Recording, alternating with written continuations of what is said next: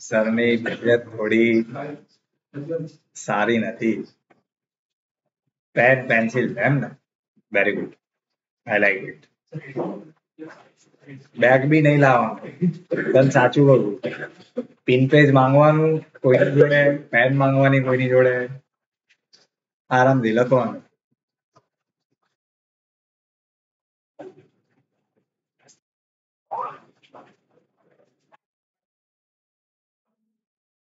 કોણ નવું આવ્યું છે? બીજું કોઈ?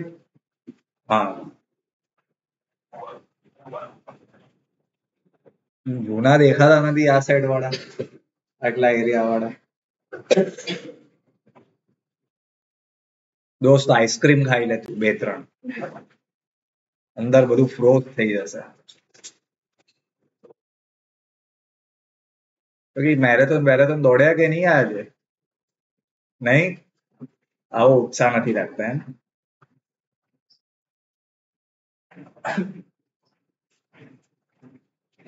શું વાંચ્યું છે છેલ્લા 7 દિવસ? 1 by 1. હા બોલ. હા દોસ્ત, very good. See, this type of questions are very important. Any military exercise, especially if India is participating, कुछ मल्टीलेटरल एक्सरसाइज होती है. मल्टीलेटरल मतलब बहुत सारे कंट्रीज एक साथ पार्ट करती है, लेकिन वो ऑर्गेनाइज यूएस ने की होती है. But if India is participating, we have to learn about that. लेकिन क्या इंफॉर्मेशन? ये मल्टीलेटरल हो गई, फिर एक होती है bilateral. India and Saudi Arabia is a bilateral exercise, 2 country bilateral exercise. ठीक है, जब भी ये न्यूज पढ़ो तो उसमें कुछ इंपॉर्टेंट इंफॉर्मेशन पढ़नी होती है. सबसे पहले कौन सा एडिशन है? Edition, okay. 15th edition, 16th edition. दूसरा लोकेशन, कहां पे हुआ. ठीक है. दूसरा इंडिया साइड से कौन सा रेजिमेंट है, कौन सा ब्रिगेड है. 15 जाट, दिस, आईएनएस सिंदूरी, आईएनएस विक्रांत, किसने पार्टिसिपेट किए वो. और इसका एग्जैक्ट अपोजिट अगर 15th एडिशन हुआ है तो 14th एडिशन कहां पे हुआ था, लोकेशन कौन सा था. 2 ही चीज. और लास्ट, सबसे पहले ये एक्सरसाइज कब हुई थी, समझ गए. सपोज इंडिया सऊदी अरेबिया, ये 5th एडिशन है फॉर एन एग्जांपल 2024 का. सो आपको ये देखना है कि फर्स्ट एडिशन कहां पे हुआ था. ठीक है, और कब हुआ था. दूसरा मैंने क्या बोला, 5th हुआ है अभी, तो 4th कहां पे हुआ था, कब हुआ था. डेट्स इंपॉर्टेंट नहीं होती है किसी में भी, ईयर इंपॉर्टेंट होते हैं, जगह इंपॉर्टेंट होती है. और जो इस साल एडिशन हुआ है वो कहां पे हुआ और उसमें हमारे कौन से यूनिट ने पार्टिसिपेट किया है. और एक और इंपॉर्टेंट चीज, किसी भी कंट्री के साथ आर्मी की जो एक्सरसाइज होगी उसका नाम अलग होगा. सऊदी अरेबिया के साथ नेवी की एक्सरसाइज होगी तो उसका नाम अलग होगा. एयरफोर्स का होगा तो उसका नाम भी अलग होगा. सो क्वेश्चन पढ़ते वक्त ये ध्यान रख रहा है कि it is a naval exercise पूछ रहे हैं फ्रांस के साथ, एयरफोर्स एक्सरसाइज पूछ रहे हैं या क्या, क्योंकि उस हिसाब से नाम चेंज हो जाएगा. ठीक है, वेरी गुड. चलो, भारत रत्न अडवाणी को, एल के अडवाणी છે. હા, કેએલ રાહુલ છે બરાબર, આપણા સુનિલ શેટ્ટી નો જમાય. હા, એલ કે અડવાણી બરાબર છે. ચલો વેરી ગુડ. બોલ દો. बजट. चलो एक इंटरेस्टिंग सवाल. ये बजट जो हम कहते हैं, is this type of things are mention in the constitution? Budget word mention है कॉन्स्टिट्यूशन में या नहीं है? ठीक है, ऐसा पूछूं तभी बोलने का नहीं है. ठीक है, बजट जैसा कुछ है ही नहीं. बजट इज अ लोकली या तो फिर कॉलोक्युअली यूज्ड वर्ड. ठीक है, बजट की जगह तो क्या है सर? हम तो बजट कहते हैं, तो एक्चुअली में क्या है? एक्चुअली में एएफएस कहते हैं, annual financial statement. Article 112 of the Indian constitution, very important. Article 112 of the Indian constitution, वो क्या कहता है? दैट एवरी फाइनेंशियल ईयर या फिर every year government has to present the expenditure and receipts. Expenditure मतलब रक्षा मंत्री को सबसे ज्यादा पैसा मिलेगा. ठीक है, सॉरी रक्षा मंत्री को नहीं, डिपार्टमेंट ऑफ डिफेंस को. इसमें पता नहीं कौन घर पे भेज दे. ठीक है, डिपार्टमेंट ऑफ डिफेंस को. ठीक है, तो ये क्या है? एक्सपेंडिचर. और जो हम टैक्सेस देते हैं उसे क्या कहेंगे? Receipts of the government. तो वो हर साल हमें प्रेजेंट करना है. हमें मतलब गवर्नमेंट ऑफ द डे को, उसे हम क्या कहते हैं? Annual financial statement under article 112. चलो दोस्त, नाम तो क्या तारू पहले? अंशदीप. ओके, हाँ बोलो अंश. अरे बाप रे, देख ऐसा इधर, अरे बरोबर છે એની વાત, એટલે इधर मंदिर मस्जिद बोलने का ही. ठीक है, मेरे को गर्मी में ठंडी लग सकती है और ठंडी में गर्मी लग सकती है. ठीक है, लेकिन चल इतना पता है तो तू बच गया. बाजू वालों दोस्त, सोलर पैनल की कोई स्कीम क्या है? सोलर स्कीम नाम क्या है? अला होना चाले. ठीक है, अच्छा भाई पहुंच तू करो. हाँ दोस्त. सर आरबीआई ने पेटीएम का मार्च 1 से बोले ना बैंक बैंक करने वाले हैं. सी, ये थोड़ा रेलेवेंट न्यूज है भाई. A simple question can be asked that recently RBI prohibited any instant payment company from adding new customers. तो क्या हो जाएगा? पेटीएम. ठीक है, चलो दोस्त. हाँ आओ से दोस्त तारो. अरे छे बता बहु छे. अरे साचे में कहूं बहु बताते हैं.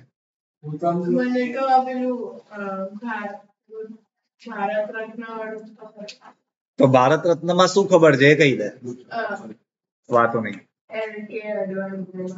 एलके अडवाणी ने, जो बहुत दुखनी बात है. गरीब माणस ने कोई याद नहीं करतु. चल बोलता ना चांस आप्यो आना बदले. तो सर इंडिया यूएन के ऑनर रोल में आ गया, जिसमें 36 कंट्रीज होते, क्योंकि उनने टाइमली पे किया था. लाइक अमाउंट दे दिया था बोलते हैं. ठीक है, वेरी गुड.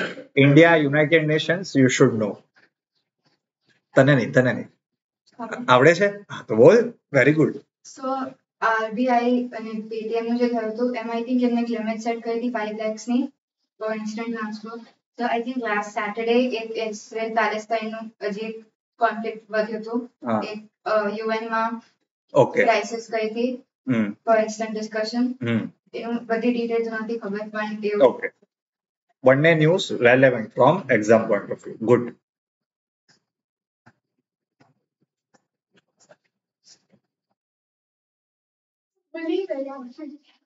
तो याद करવું પડશે दोस्त. जल्दी करो. बराबर. चलो पाछड़ लास्ट बेंच. हाँ हाँ न्यूज જ ને. ના જે વાંચીને આવવાના હોય. નહીં તો તમે બંને આજે લખશો, જે શીખશો આજે એ આખું લખીને આવશો પાછા પિન પેજમાં. બરાબર, બોથ ઓફ યુ. હા, ભારત રત્નનો કેસ કેવો છે? તમે ખાલી LK અડવાણીને યાદ રાખ્યા, સારું કહેવાય, આઈ એમ ઇમ્પ્રેસ. બાકી આજકાલ લોકો એમને યાદ બી નથી કરતા. બટ એમના સિવાય બી બીજા એક જણને અનાઉન્સ કર્યું છે, Karpoori Thakur. Okay, so it is not only LK Advani, it is also Karpoori Thakur. ठीक है, पढ़ेंगे उनके बारे में. Very good. चलो, सरस सरस, सारू काम કર્યું છે. बिहार के चीफ मिनिस्टर, हाँ, बिहार में चीफ मिनिस्टर. यस मैडम, સંભળાવો શું કહો છો? आपके न्यूज़ का तो लाइक 40 वीडियोस के ट्रम्प और मोदी નું જે ચાઇના agreement. जो there is one things which are called political news. ठीक है, fancy words used for fancy people, which is good, no matter, जिनके लिए अच्छा है. We have to see from only one perspective. क्या एग्जाम में ये सवाल पूछे जा सकते हैं? कैसे पता चलेगा? मैं कैसे न्यूज पढ़ाता हूं पहले वो देखो. One blueprint for you. The other is कि आप कोई भी एग्जाम देने वाले हो, आपका टारगेट एग्जाम, उसके पास क्वेश्चन पेपर देखोगे तो उससे ही तो पता चलेगा. और देखो, जिंदगी में ये एग्जाम नहीं, कोई भी एग्जाम देनी है, ये तो अभी 12th में अभी तो बहुत सारी एग्जाम्स दोगे. अगर आप पास क्वेश्चंस नहीं पढ़ोगे कभी भी किसी भी एग्जाम के, तो वो आप अपना काम बढ़ा रहे हो और आप क्या है, बेवकूफी बता रहे हो. वही चीजें पढ़नी होती है जो पता होती है कि ऐसा पूछा जा सकता है. ठीक है, सो मैं हमेशा कहता हूं, अभी ये सर्वाइकल कैंसर वाला जो इश्यू है, पूनम पांडे का आई डोंट केयर हो के उसको ना हो. ठीक है, हाँ, अभी कुछ लेकिन why cervical cancer is important? Because budget में there is a special emphasis. वो नाटक उसने बजट के बाद किया, लेकिन उसके अलावा जो हमारे बहुत ही माननीय बेस्ट फाइनेंस मिनिस्टर है निर्मला बहन, उन्होंने बोला है कि हम क्या बढ़ाने वाले हैं, इसका बजट. ठीक है, because it is a prevalent type of CA मतलब कैंसर इन इंडिया. ठीक है, सो उसकी वैक्सीनेशन अवेलेबल है. जो अगर कुछ काम का पढ़ोगे लाइफ में तो आपको पता होगा कि ये वैक्सीन है और every girl should take that vaccine. है कि नहीं? अगर कोरोना के ऊपर इतना भरोसा था, 1 साल में वैक्सीन ले ली, तो ये तो बहुत सालों के बाद रिसर्च की हुई वैक्सीन है. ठीक है, सो एवरीवन तो नहीं कह सकता, but every girl should take that at earliest as possible. ठीक है, चलो देखेंगे. लास्ट टाइम का होमवर्क. हाँ, क्या है? इंडियन फ्लैग का वर्ड आउट हुआ था, इंडियन सॉन्ग का. हाँ बोला, 24 जनवरी. इंडियन फ्लैग 22 जुलाई हाँ. 1947, इंडियन सॉन्ग 24 जनवरी 1950. हाँ, और नेशनल एंथम 24 जनवरी 1950. वेरी गुड, बराबर. और फर्स्ट वो कौन था चीफ गेस्ट? वो भूल गए?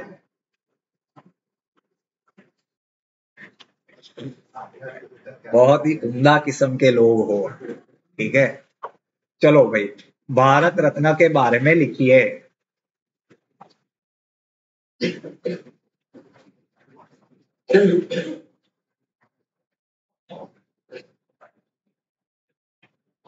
Bharat Ratna is the highest civilian honour. ये सिविलियन वर्ड बहुत मैटर करता है. These are not military honors like Paramveer Chakra, Veer Chakra and Mahavir Chakra. This is highest civilian honor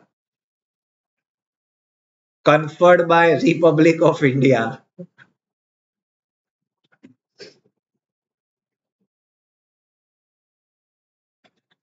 In any field of human endeavor.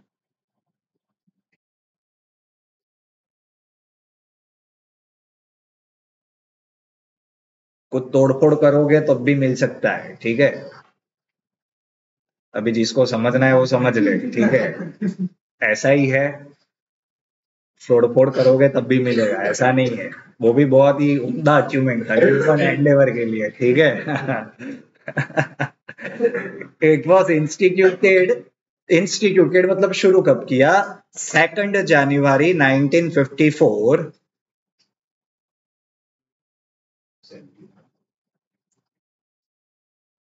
2 January 1954, second में ND मत लिखना, 2 जैन लिखना, ठीक है प्लीज। 1954 मैं तो वर्ड्स बोलना पड़ता है मुझे, आपको अपने हिसाब से आपको पता चले वैसे शॉर्ट करके लिखना है, हर एक वर्ड लिखने की जरूरत नहीं होती है।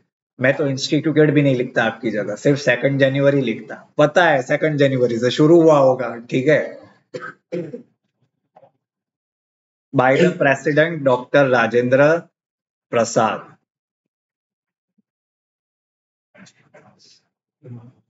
हाँ पता चला।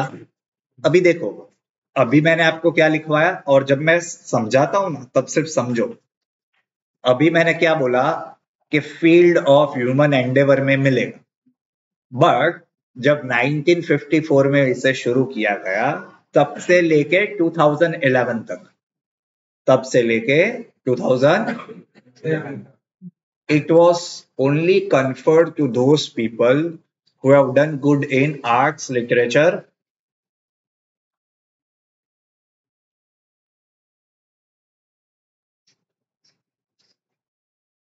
science and public service.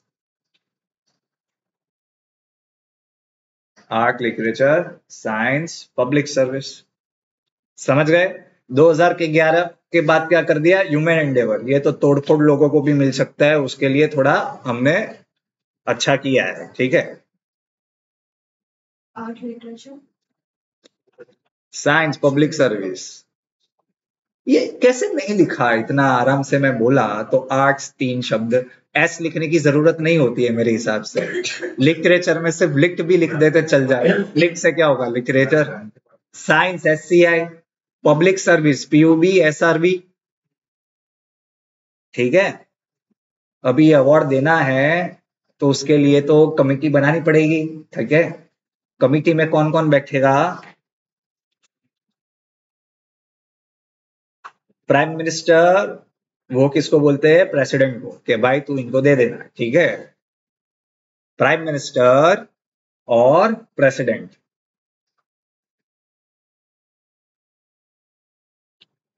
ठीक है। प्राइम मिनिस्टर किसको रेकमेंड करता है? प्रेसिडेंट को, और देता कौन है? प्रेसिडेंट। क्लियर? बड़ा ही, क्या कहूं मैं, कौन सी भाषा में कहूं, बहुत ही सबको दिया जा सकता है। मतलब आपके रेस से कोई लेना देना नहीं है, ऑक्यूपेशन से लेना देना नहीं है, पोजीशन, सेक्स और नेशनैलिटी कुछ भी नहीं है, हम आप सबको देंगे, ठीक है। मतलब it is open to everybody, open to everybody. ऐसा नहीं है कि सिर्फ और सिर्फ इंडियन को ही देना पड़ता है, ठीक है। हो गया क्लियर? अभी कुछ बेनिफिट्स है, लिखना मत, सुन लो, ठीक है। भारत रत्न मिलेगा तो पार्टी पार्टी है। क्यों ऐसा? क्यों ऐसा? देखो, जब आप लंबे हो जाओगे, मतलब जब आप मर जाओगे, तब आपको स्टेट फ्यूनरल मिलेगा विथ फुल मिलिट्री ऑनर्स, ठीक है। दूसरा, लाइफ टाइम पेंशन मिलता है। लाइफ टाइम पेंशन कितना पैसा मिलेगा? जो हमारे चीफ जस्टिस ऑफ इंडिया है उनकी जितनी सैलरी है उतना आपको हर महीने टू महीने पेंशन मिलेगा, ठीक है। एयर इंडिया में घूमो डिस्काउंटेड प्राइस पे, ठीक है। सिर्फ 15-16 घंटे कभी कभी लेट होती है, लेकिन डिस्काउंट प्राइस पे घूम सकते, डिस्काउंट प्राइस पे घूम सकते हैं। Z+ कैटेगरी શું થયું? કોઈ ગુજરી ગયું? ભારત રત્ન મળે? चीफ जस्टिस, हाँ 2-3 लाख होगी शायद। 2 लाख। हाँ वो मैं बोला ना 2-3 लाख होती है, ठीक है। फिर Z+ कैटेगरी सिक्योरिटी भी मिल सकती है आपको, ठीक है। आपने कभी जिंदगी में नहीं देखा होगा, आई एम वेरी श्योर, ठीक है। शर्लॉक का मेरा फेवरेट डायलॉग है, you see everybody but everything but you don't notice anything. कभी टोल टैक्स प्लाजा पे गए हो हाईवे पे, तो लंबा चौड़ा लिस्ट लिखा होता है कि कौन ये पैसा नहीं देगा। मेरे पास ले लेते 150 रुपया हर बार जब मैं बड़ौदा जाता हूं तब, ठीक है। इनको ये पैसा नहीं देने का। Why? Because they are consider as a state guest. क्या होते हो आप? State guest. और इंडिया वैसे तो इक्वली है, ऐसा तो मैं मान ही लेता हूं, लेकिन हमारे यहाँ पे प्रेसिडेंट्स होते हैं। प्रेसिडेंट्स मतलब सबसे पहला सिटीजन कौन है? प्रेसिडेंट ऑफ इंडिया, ठीक है। वाइस प्रेसिडेंट, फिर हमारे प्राइम मिनिस्टर। तो ये क्या हम कहते हैं in legal terms? Order of presidents. बहुत इंपॉर्टेंट होती है ये सारी मैटर, क्योंकि कहीं पे भी लाइन पे खड़ा रखना होता है ना किसी को, तो ऐसे ही रखते हैं। पहले प्रेसिडेंट बैठता है, फिर वाइस प्रेसिडेंट बैठता है। That is something code of conduct we follow. तो उसमें आपको 7th नंबर का प्रेसिडेंस मिलता है। कौन से नंबर का? 7th नंबर का, ठीक है। ये ऐसा अवार्ड है जिसमें आपको एक मस्त मेडल देंगे और सर्टिफिकेट देंगे, लेकिन पैसा नहीं मिलता है, ठीक है। जनरली अवार्ड में क्या होता है? You are given some monetary amount. Bharat Ratna do not carry any type of monetary amount. सब कुछ क्लियर हो गया? The most important thing, every year maximum 3 people can be awarded this Bharat Ratna. Every year maximum limit is 3. अभी इस बार lucky draw में किसका number आया है? एल के अडवाणी का और कर्पूरी ठाकुर, ठीक है। एल के अडवाणी क्या है? वो कुछ पहले कंस्ट्रक्शन का वो हमारे पहले होम मिनिस्टर थे वाजपेयी साहब की गवर्नमेंट में, ठीक है। और फिर वो डेप्यूटी प्राइम मिनिस्टर भी थे, ठीक है। बनना चाहते थे कुछ और, लेकिन फिर नीचे थोड़ा सेटल होना पड़ा, ठीक है। और कर्पूरी ठाकुर को हम क्या कहते हैं? प्लीज राइट डाउन, जननायक, ठीक है।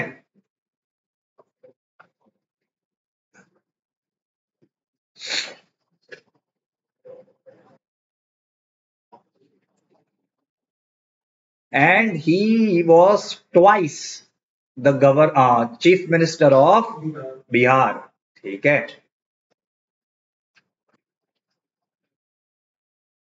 बराबर।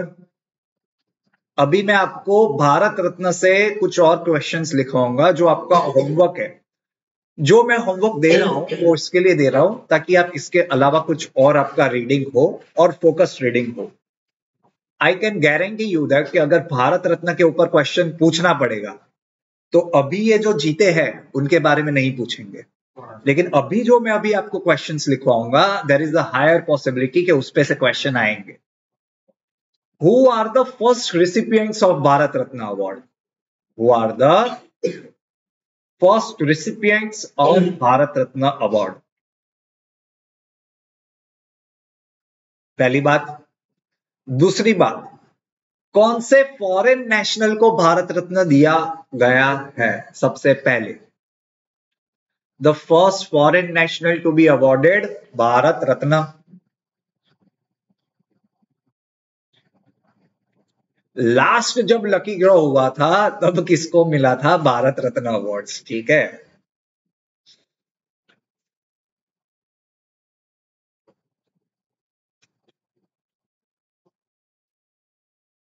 ये अवार्ड भी मेरे बहुत फेवरेट है। मैं टाइमिंग देखता रहता हूँ, इसको अवार्ड क्यों मिला, अभी क्यों मिला, पहले क्यों नहीं मिल सकता था। तो ये सारी चीजें सोचता हूँ मैं इसके बारे में, ठीक है। And the last question, who was the first person to receive Bharat Ratna posthumously? मतलब चल बसे थे तब भी दिया, ठीक है। तो पेंशन का फायदा नहीं मिलेगा उनको, ठीक है, और एयर इंडिया का भी नहीं मिलेगा, स्टेट फ्यूनरल का भी नहीं मिलेगा, ठीक है।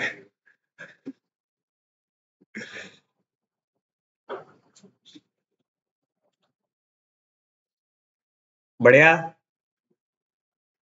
सर लास्ट वाले में आर्मी या उसमें से रिलेटेड थे? क्या? लास्ट वाले जो थे वो आर्मी से चलो ये मेरी तरफ से बर्थडे गिफ्ट समझ लो, ठीक है। बर्थडे गिफ्ट मतलब आप लोगों का, मेरा नहीं है। But Lal Bahadur Shastri, the second prime minister of India, he was the first person who received Bharat Ratna posthumously, ठीक है। भारत रत्न। लास्ट क्वेश्चन का आंसर मैंने दे दिया, बाकी का आप ढूंढो, ठीक है।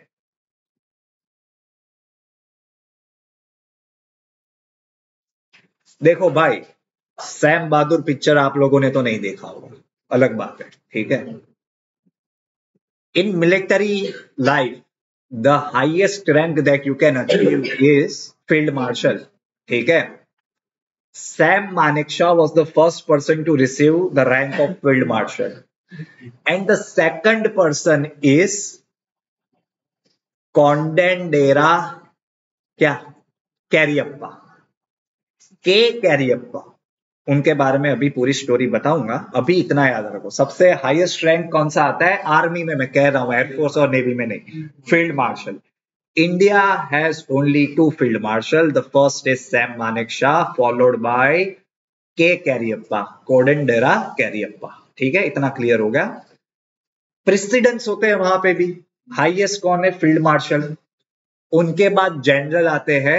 उनके नीचे, बाद मतलब नीचे, उनके नीचे आते हैं लेफ्टिनेंट जनरल. उनके नीचे आते हैं मेजर जनरल. समझ गए? Field marshal, general, lieutenant general, major general. ठीक है?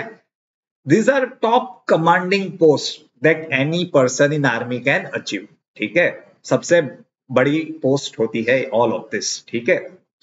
ये हमारे जो कैंटोनमेंट्स है, for an example Ahmedabad cantonment, that must be run by a rank officer of colonel और ब्रिगेडियर. कर्नल आता है, ब्रिगेडियर आता है, बाद में मेजर जनरल आता है, जो अभी मैंने बताया. वैसे ही कोई बड़े बड़े इंस्टीट्यूट्स होते हैं. Indian military academy is one such institute है. तो वो पूरा चलाने वाला जो इंसान होता है उसे हम जनरली क्या कहते हैं? Commander, military commander. ठीक है? कोई बड़ी आर्मी की हॉस्पिटल होती है, arm force medical college, one of the finest medical institutes in India, वो उसको चलाने वाले भी कौन होते हैं? Military commanders. ठीक है? ये बैकग्राउंड क्लियर हो गया? अभी लिखो. Lieutenant general Kavita Sahay. Lieutenant general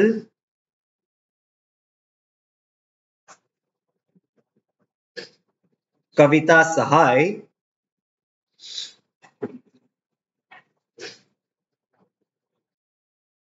becomes the first woman to command. Command मतलब सब कुछ करता धरता मैं ही हूं यहां का. ठीक है? First woman to command Lucknow army medical college.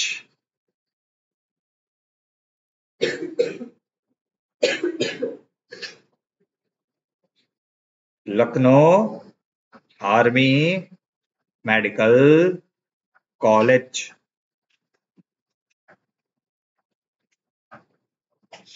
समझ गए?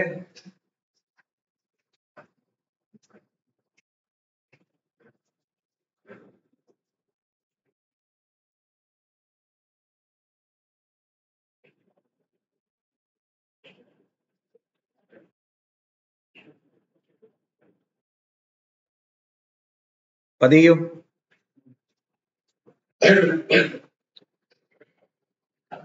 बजट के रिलेटेड कुछ बड़े बड़े भाई लोग होते हैं और बहन लोग भी. ठीक है? हाँ, जेंडर बैलेंस. ठीक है? That means there are some important people whose brain goes behind in the formulation of budget. Okay? Just write down some important people who are associated with budget. हाँ, निर्मला बहन, कई बात नहीं है. Nirmala Sitharaman presented her 6th interim budget on February 1, 2024. छठा budget उन्होंने present किया है. वर्ड देखो मैंने क्या यूज किया है, इंटरिम बजट. Very important. ये भी लिखवाऊंगा, सब कुछ लिखवाऊंगा इसके पहले. अभी थोड़ा थोड़ा आगे आगे, पहले इतना internalize. This is a interim budget, but overall हर 6th बजट प्रेजेंट कब होता है? 1 फरवरी. ठीक है? अभी ये बजट का जो लिखा पट्टी है वो कोई तो करेगा. someone will prepare all these things. which department is responsible? DEA कहता हूं मैं. डिपार्टमेंट बोला मैंने, स्क्रीन नहीं बोला. बहुत क्लियर है बात. DEA, department of economic affairs. Under union finance ministry, समझे? मिनिस्ट्री कौन सी है? फाइनेंस की, लेकिन डिपार्टमेंट कौन सा है? Department of economic affairs.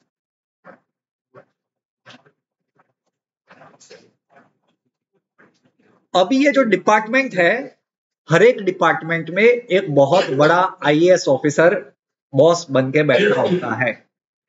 Minister क्या करता है? मिनिस्ट्री चलाता है। डिपार्टमेंट कौन चलाते हैं? सेक्रेटरीज चलाते हैं। Highest position that you will achieve being an IAS और आईपीएस ऑफिसर और as a civil servant basically, ठीक है? सबसे बड़ा तो कैबिनेट सेक्रेटरी होता है, लेकिन डिपार्टमेंट वाइज में कह रहा हूं।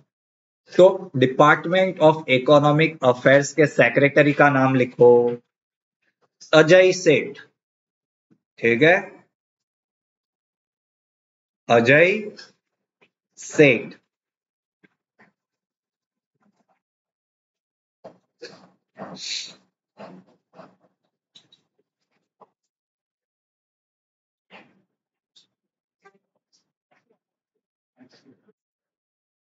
हाँ, अभी एक बात बताओ, ध्यान से सुनना।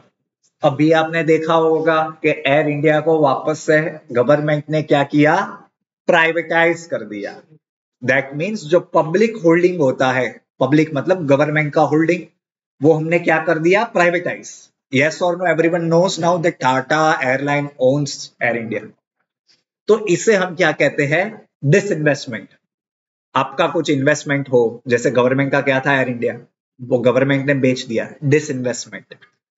ये संभालने के लिए देयर इज अ डिपार्टमेंट। ध्यान से सुन लो, लिखना मत पूरा, सिर्फ डिपाम लिख दो, DIPAM, ठीक है? डिपाम, DIPAM, इसका पूरा नहीं लिखना आपको, ठीक है? डिपाम का सेक्रेटरी कौन है? लिखो, तुहिन पांडे। तुहिन, TUHIN।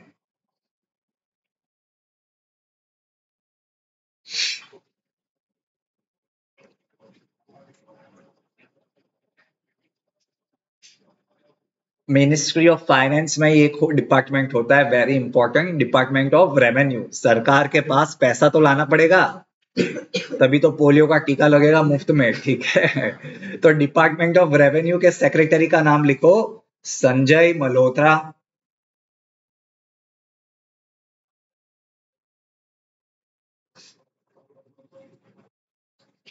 और अब सबसे बड़ा भैया, भैया मतलब इन सबका boss, boss as in the higher, you know, the main man, chief economic adviser. सबसे important, chief economic adviser V Anantha Nageswaran.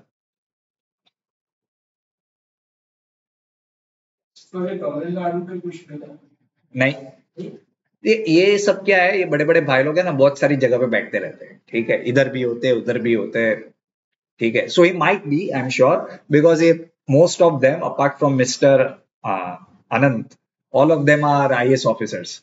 कोई राजस्थान से होता है, कोई तमिलनाडु से होता है, कोई कर्नाटक कैडर से होता है, ठीक है?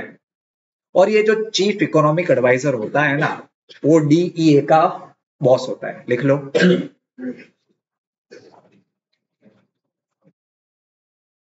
जो चीफ इकोनॉमिक एडवाइजर होता है, he is generally the head of the Department of Economic Affairs, ठीक है? One more thing,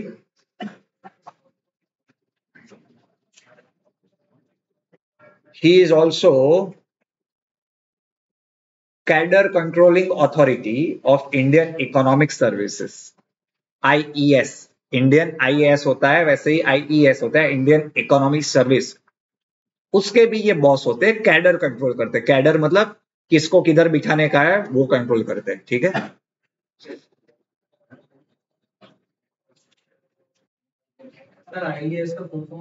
Indian administrative services, economic service.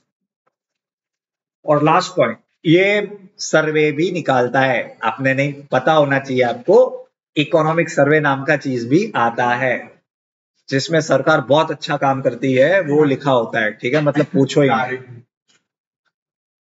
मैं तो ऐसा ही मानता हूं।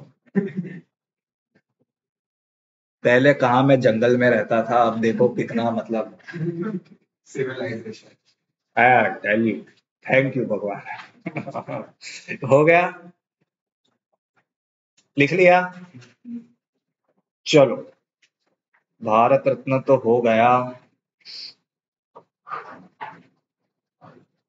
हाँ हो गया।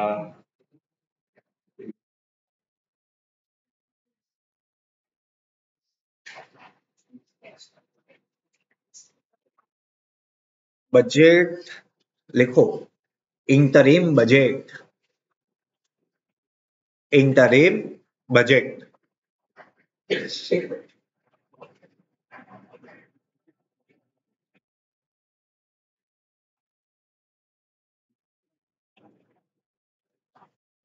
हाँ, अभी पहले पूरा कहानी सुनो शॉर्ट में। This is the year of general election. मेरे हिसाब से मार्च या अप्रैल में तैयारी कर ले, मार्च या अप्रैल में, ठीक है। ये मई में टर्म तो एक्सपायर्ड होने वाला है, उसके पहले लोकसभा को डिसॉल्व करना पड़ता होता है, पता होता है आपको ये, ठीक है। क्या होता है, इलेक्शन बुलाने के पहले आपको क्या करना है, लोकसभा को डिसॉल्व करना होता है। कौन करता है, president of India on the recommendation of prime minister and his cabinet. समझ गए। अगर लोकसभा डिसॉल्व है तो क्या करने होते हैं, इलेक्शंस। अंडरस्टूड। इलेक्शन क्यों करने हैं, टर्म एक्सपायर्ड होने से पहले आपको क्या करना पड़ता है, इलेक्शंस। इलेक्शन तभी कर सकते हो जब आप क्या करोगे, लोकसभा को डिसॉल्व, राइट। कौन करेगा, president on the advice of the cabinet headed by the prime minister. लेकिन वो शायद होगा मार्च में या अप्रैल में, लेकिन पैसा तो खत्म हो गया गवर्नमेंट का, हो गया कि नहीं होगा, ठीक है। फरवरी के बाद खत्म हो जाएगा, मार्च से हमारा होता है शुरू, ठीक है। तो for this 2 months government will require money, salary देनी है, काम करने के नहीं करने हैं। अभी मिसाइल खरीदनी पड़ेगी तो उसके लिए पैसा तो चाहिए ना, ठीक है। तो वो क्या करना पड़ेगा, बजट तो निकालना ही पड़ेगा। But then this is not a full fledged budget, पूरे साल का पैसा नहीं मांगना हमें, ठीक है। ये 1-2 महीने का पैसा हमको क्या है, दे दो भाई, ठीक है। Full fledge schemes budget announce भी नहीं करती government, for a time being government announce करती है, उसे क्या कहते हैं, इंटरिम बजट। वरना ये इलेक्शन ईयर नहीं होता तो इंटरिम वर्ड भी हम सिर्फ कहते हैं बजट, ठीक है। समझ गए रीजन। चलो लिखो, interim budget, a temporary financial plan for government income and expenditure.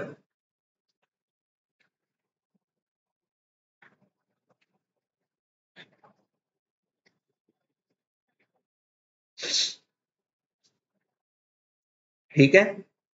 See, just like every budget, all the things are presented as it is, but major schemes announce नहीं करते, ठीक है। इकोनॉमिक सर्वे को भी mostly release नहीं करते हैं, ठीक है।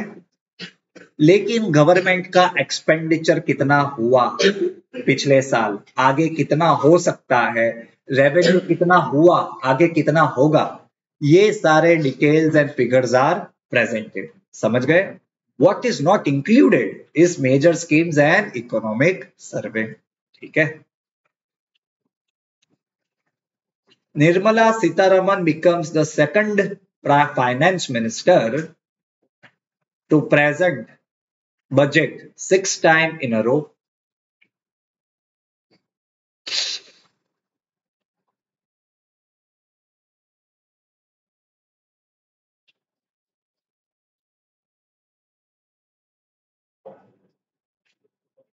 राइट।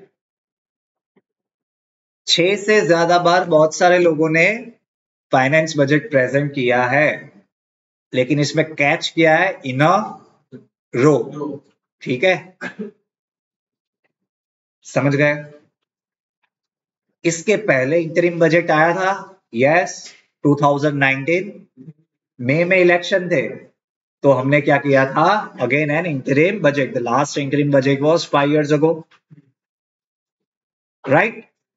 अभी जैसा कि मैंने बताया, पैसा लाना पड़ेगा, क्यों? 31 मार्च 2024 तक जो ये फाइनेंशियल ईयर है उसके 2 महीने, तब तक तो पैसा देना पड़ेगा ना, ठीक है। और आपको शायद पता नहीं होगा, ये बजट तो सिर्फ प्रेजेंट किया है, सारे जो डिमांड्स होते हैं, for an example 1 lakh crore चाहिए डिफेंस मिनिस्ट्री को, तो उसके ऊपर भी पार्लियामेंट को वोटिंग करना होता है पेपर पे, एक्चुअली में कुछ नहीं होता, ठीक है। ऐसे आप मत एक्सपेक्ट करना, बहुत दिल टूटेंगे जब अगर आप पढ़ोगे आगे कि वो इतना अच्छा मुझे लगता था 5-6 साल पहले कि यार क्या बात है, कितना सब चेक एंड बैलेंस है हर जगह पे, ऐसा कुछ नहीं होता है, ठीक है। लेकिन तब तक पैसा तो चाहिए 2 महीने के लिए, तो ये जो 2 महीने के लिए हम पैसा लेंगे उसको हम क्या कहते हैं, वोट ऑन अकाउंट। पार्लियामेंट से हम क्या लेते हैं, government of the day, vote on account. Why? भाई थोड़े टाइम के लिए हमें इतना पैसा दे दो, तब तक के लिए जब तक ये बजट पास नहीं हो जाता, we have to run our things, ठीक है। तो वो क्या हो जाता है, वोट ऑन अकाउंट, 2 महीने तक, 31 मार्च 2024 तक के लिए, ठीक है। समझी गया? આને કયું સેશન કહેવાય? Budget session, yes or no? ठीक है। एक होमवर्क लिखो, when was the date for budget changed? पहले बजट कब होता था? आप थोड़े ज्यादा छोटे हो गए इसलिए पता नहीं था आपको, मुझे पता था क्योंकि तब मैं आपकी उम्र का था। पहले एक और डेट पे होता था बजट प्रेजेंट, ठीक है, उसको चेंज करके 1 ફેબ્રુઆરી किया गया। वो ना લખી નાખો હોમવર્ક ક્યારે શોધવાનું છે, બરાબર છે? आपको पता चला आपको क्या ढूंढना है? पहले मार्च में होता था बजट, अब उसे चेंज करके 1 फरवरी को किया है। ये चेंज कौन से साल से इंप्लीमेंट हुए? सिंपल क्वेश्चन है, ठीक है। दूसरा क्वेश्चन लिखो, when was the railway and the general budget merged? पहले आपको पता है, अगर वीडियो देखोगे, ये मैंने नहीं देखा आपकी तरह, पहले रेलवे बजट अलग आता था और फिर जनरल बजट आता था, फिर उसको दोनों को क्या कर दिया, मर्ज कर दिया। तो ये कब मर्जिंग हुआ ये भी आप ढूंढोगे।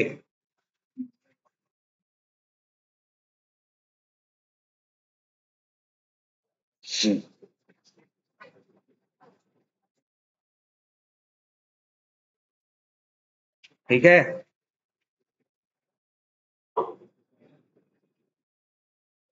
हवलदार प्रीति रजक, हवलदार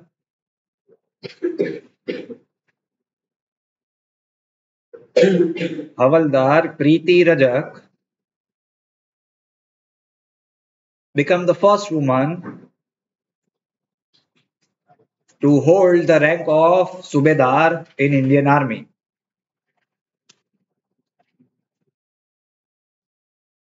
To hold the rank of Subedar in the Indian Army.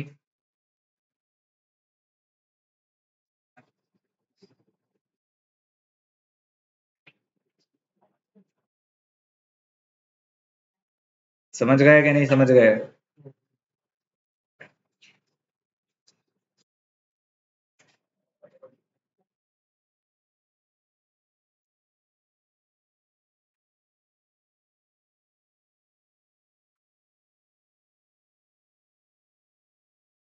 आगे लिखो,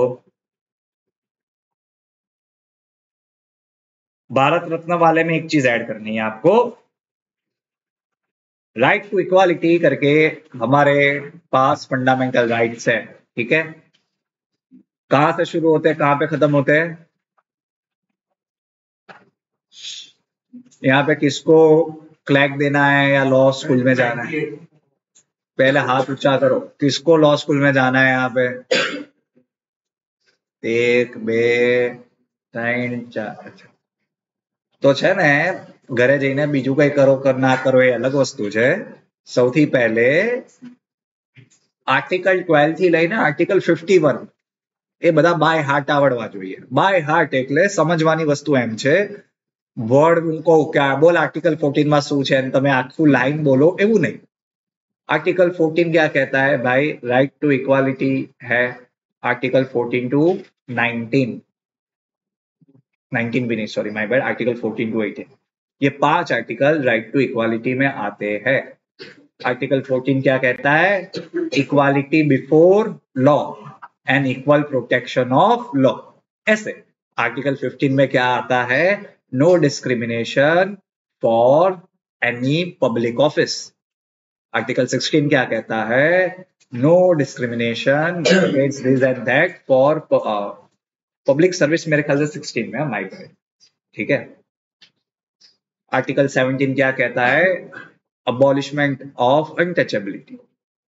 ठीक है. Why this is important? देखो अभी इसका आपको डायरेक्ट कनेक्शन बता रहा हूं. भारत रत्न के ऊपर आप जब पढ़ोगे और आपको कोई भी क्वेश्चन आएंगे, so they will ask you that भाई वैसे तो आपके कॉन्स्टिट्यूशन में ऐसा लिखा है that all the titles are abolished. ये कहां पे लिखा है पता है? आर्टिकल 18 में लिखा है. बस मैं इतना चाहता हूं, आपको इतना पता होना चाहिए. All the titles are abolished मतलब एक जमाने में आपने ऐसा शायद सुना होगा, राव साहेब रायजादा, सुना है? ये क्या है? टाइटल्स थे जो ब्रिटिश लोग अपने आप को देते थे, और ये महाराजा तो वैसे ही अपने पास रखते थे. So when we enacted the constitution, we decided that you cannot carry, or the state cannot give any titles to anybody. State cannot give any title to anybody except to military titles. Commander, brigadier, हाँ भाई मैं लिख सकता हूँ मैं, ठीक है. And academic titles. I am a PhD. I am an MPhil. I am a doctor. Academic and military titles are allowed, but not any other titles. And state cannot confer any title to anybody. But Bharat Ratna is in a way an award. So basically ये सारे awards जो होते हैं, Bharat Ratna, Padma Bhushan, Vibhushan, they are kept outside article, क्या बोला मैं? 18. Article 18 समझ गए? लिखो आर्टिकल 18. बजट वाले क्वेश्चन का आंसर 2018 एंड 2017 है, क्योंकि मैंने आपके इनसे गेस करने का ट्राई किया. Close but not that close. ठीक है. अभी ये लिख लो पहले.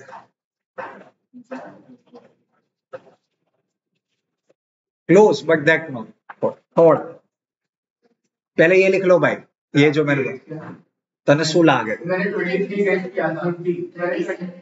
मैंने 23 गेस किया था. और बताओ ना.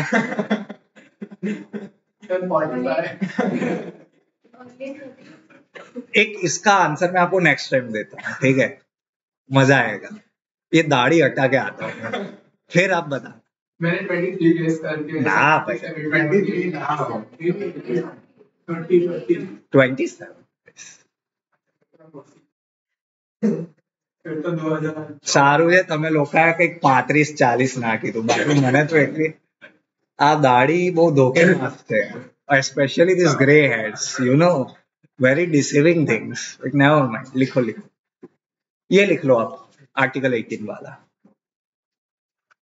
I think a few months ago I said मेरा एक जोक था, तो मैंने स्टूडेंट्स को पूछा कि आपके घर पे, हमारे घर पे सबसे ज्यादा आपको क्या लगता है मेरे घर पे सबसे ज्यादा किसका फोटो होगा? So they said sir your wife. मैंने बोला वाह, मतलब क्या बात है, क्या बात है, इतना तेज मतलब. तो लेकिन ऐसा है, ठीक है. लिख लिया? चलो आर्टिकल 18. और मैं ऑनेस्टली कह रहा हूँ भाई लोग बहन लोग कि आपको आर्टिकल 12 से लेके 51 आने चाहिए, ठीक है? You should be well versed in all this things. चलो हाँ भाई देखो,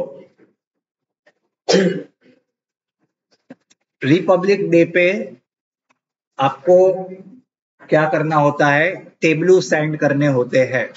ये टेबलू क्या होता है, वो आता है ना गुजरात का, वो डांस करते हैं फिर ऊपर जो होता है सब बनाया हुआ होता है, ठीक है, उसे क्या कहते हैं, टेबलू। टेबलू, टेबल कहते हैं भाई, ये इट्स अ फ्रेंच वर्ड। कभी कभी बोलते हैं इंडियन बनना है, कभी कुछ और करवाते हैं, उधर ही कंफ्यूज, इसलिए तो अभी मैं जा रहा हूँ, ठीक है। लेकिन हाँ, समझ गए, उसे टेबल कहते हैं। चलो, table basically we showcase our culture in Republic Day, ठीक है। हर एक स्टेट, हर एक मतलब कहने की बात है, बहुत लंबा प्रोसीजर होता है आपका। Suppose Gujarat want to participate in this thing republic day पे, so the Gujarat government has to send their recommendation कि आप क्या दिखाओगे to union home ministry, and they approve it, and then आप उसे शोकेस कर सकते हो ऑन द रिपब्लिक डे। समझ गए? ऐसा हर स्टेट कर सकता है, किसी का अप्रूव होगा नहीं अप्रूव होगा। मिनिस्ट्रीज भी कर सकती है, ministry of culture, ministry of tourism, ministry of defence. Army वाले भी करते हैं, बोले नेवी का मेरा वाला, एयरफोर्स का मेरा वाला, ठीक है। और फिर इनको क्या है, अवार्ड दिया जाता है, लकी ड्रॉ होता है इसमें भी, ठीक है। कौन जीतेगा कौन नहीं जीतेगा, ठीक है। कर्नाटक का रिजेक्ट कर दिया, पता नहीं क्यों, लेकिन हो गया है। क्या लगता है आपको, क्यों ऐसा हुआ हो? हाँ? कर्नाटक का ही रिजेक्ट हुआ, बोलो इसमें मैं क्या, ऐसा एनोमलीज कहते हैं, एनोमली। मैं वही कह रहा, I look out for anomalies. Anomalies क्या होता है कि यार ये इधर क्यों ऐसा हुआ, इसे क्या होता है, सबका पास हो गया, कर्नाटक का रिजेक्ट, व्हाट लक। ठीक है, लिखो इसमें जीता कौन लकी ड्रॉ में, पहले ये लिखो। ऑफ कोर्स गुजरात जीतेगा, हाँ वही तो। लिखो, Gujarat state tableau, first in people's choice category,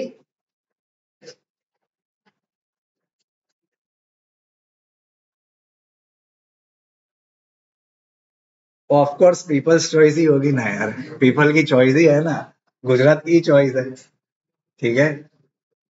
and second in the जज कैटेगरी, जो जजिस बैठ के पार्टी कर रहे होंगे उन्होंने सेकंड प्राइज दिया है, ठीक है।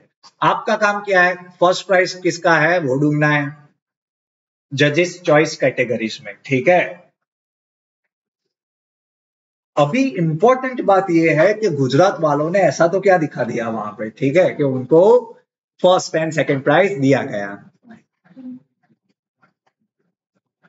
अभी गरबा को कौन सा टैग मिला था, intangible cultural heritage from UNESCO, मिला के नहीं? तो गुजराती पागल हो गए, वो मेडिसन स्क्वायर में पार्टी करने लगे गरबा पे, ठीक है, तो मिला के नहीं? तो वी शोकेस्ड अवर गरबा, ठीक है, तो अच्छी बात है, it's good not bad. And the second most important, Dhordo जो हमारा विलेज है इन Kutch, it was given award by United Nations World Travel Organization as one of the best villages. तो वो हमने ढोरडो को भी हमारे प्रोसेशन में डिस्प्ले किया।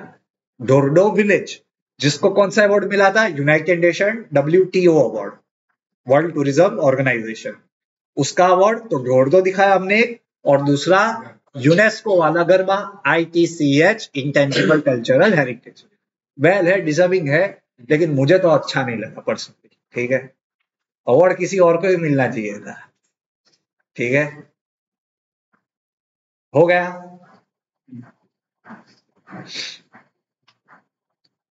नेक्स्ट लिखो। अभी इसकी स्टोरी पूरी आप रिसर्च करके लाओगे, नेक्स्ट टाइम पहला 10 मिनट इसके ऊपर ही डिस्कशन करवाऊंगा, ठीक है। पहले 10 मिनट कह रहा हूं। देखो, सबको मून के ऊपर जाना है, जिसको यहाँ पे मून नहीं मिलता वो लोग कहां पे जाते हैं, मून पे जाते हैं, ठीक है। सब लोग गए, इंडिया गया, चलो, what number was India who went to moon and successfully landed on the moon? Wrong. Wrong. Fourth. और मेरा क्वेश्चन आपने शायद सुना नहीं होगा, first to land on the moon, what number to land on the moon? मैंने सिर्फ land की बात की है। Fourth, first to land on the southern side of the moon, first to land on the southern side of the moon, है कि नहीं? प्रज्ञान और रोवर। और ये वाला याद है? नहीं, ये वाला याद नहीं यार, आप लोग यार जोक नहीं समझते ना। नहीं यार ये वाला। तो आज क्या है, घर पे जाके ऐसा लिखना गूगल पे, ये वाला इंडिया मून लैंडिंग, और जो वीडियो आए वो देखना आप, ठीक है? और ऐसा आएगा उसमें। ना आए तो मेरा नाम बदल देना, आएगा। मैं कहा, मैं आई वॉज मैं कहा था उस वक्त, मैं कहीं घूमने गया था, I think I was in Indonesia, और वहां पे, यहाँ पे हुआ था, वहां पे का थोड़ी लेट हो गई। So me and my friends we were sitting around and we said कि यार पार चल देखते हैं। सो हमने किया। तो my first sight was not of moon landing. It was partially moon landing, but other was like this.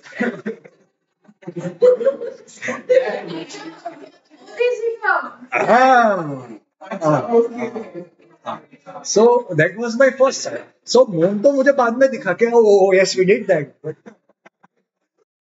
ठीक है, जस्ट लेकिन वो पसीना बहाया होगा उन्होंने थोड़ा, ऐसा कुछ नहीं है। अभी ये आप सब लिख के आओगे, हमने कौन सा रॉकेट यूज किया, ध्यान से सुनना, वो लिखो पहले। विच रॉकेट वी यूज्ड,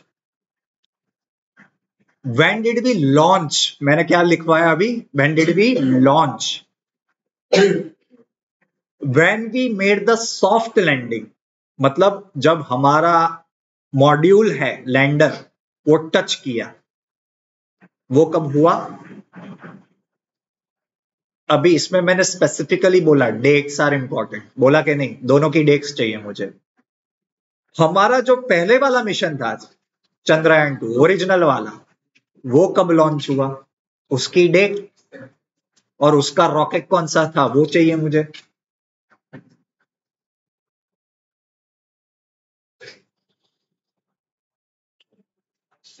और प्रज्ञान और विक्रम तो बताया आपको, ठीक है, गलत नाम रखे इसके भी, ठीक है, हो गया। अभी why this is important, because recently Japan, they made a soft landing on moon. नाम क्या है, स्लिम। जो उन्होंने किया, जैसे हमारा क्या था चंद्रयान, उनका है स्लिम, लिखवाता हूं मैं, चिंता मत करो। स्लिम का फुल फॉर्म है smart lander for investigating moon. चिंता मत करो, आपको सब कुछ एकदम कंप्लीट, सब कुछ आएगा आपको इसके बाद, ठीक है।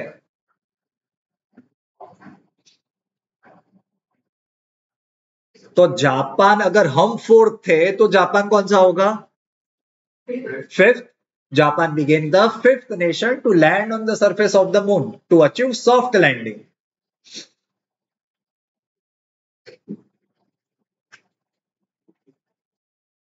सबसे पहला कौन था, USA, Russia, China, India, Japan, ठीक है।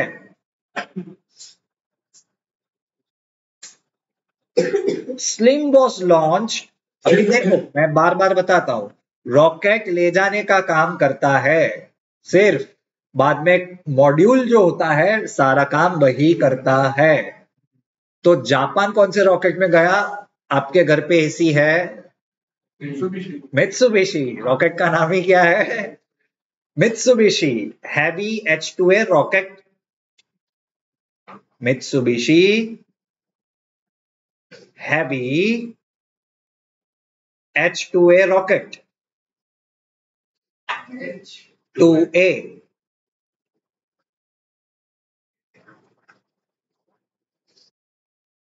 ये क्या है, मॉड्यूल का नाम है। हमारे अंदर से कौन निकला था, विक्रम भाई और प्रज्ञान बेन, ठीक है। इन द सेम वे इनके मॉड्यूल का नाम लिख दो, lunar excursion vehicle 2, lunar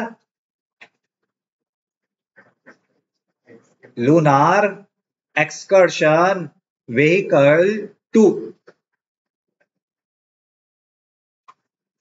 and it is the world's first robot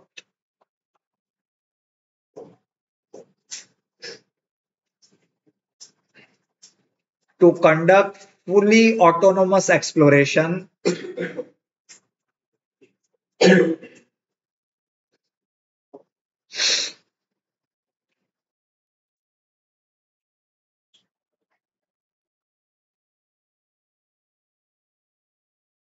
of lunar surface.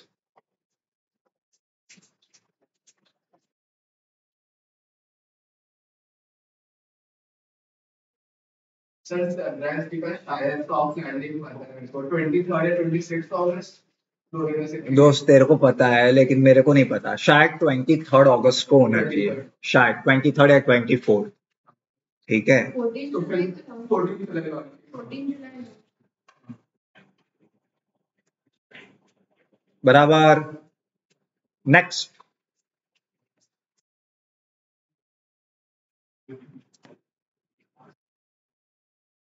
Praggnanandhaa, 18-year-old chess player Praggnanandhaa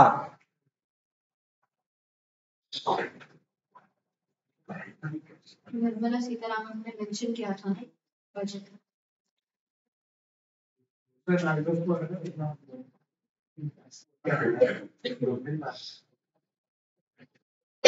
now India's #1 chess player,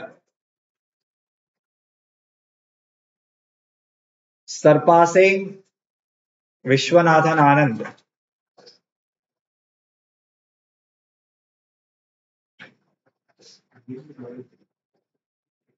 okay, ये कब हुआ? When he defeated world champion हाँ नहीं अलग है, सब बाद में समझाऊंगा उसका भी। नहीं भाई मैं बताता हूँ। वर्ल्ड चैंपियन डिंग लिरेन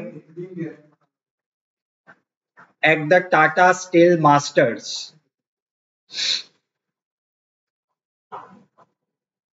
ठीक है, and become the second Indian after Anand, Viswanathan Anand, ठीक है।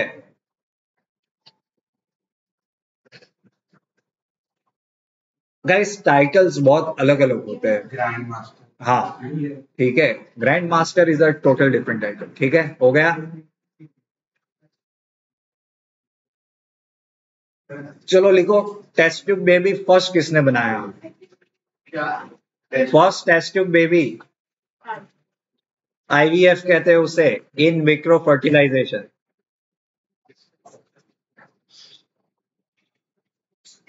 गुड बिजनेस, लेकिन आप में से कोई डॉक्टर नहीं बनने वाला, सो यार ठीक है, लिख लिया। सबसे पहला IVF इंडिया में किसने किया है, ठीक है।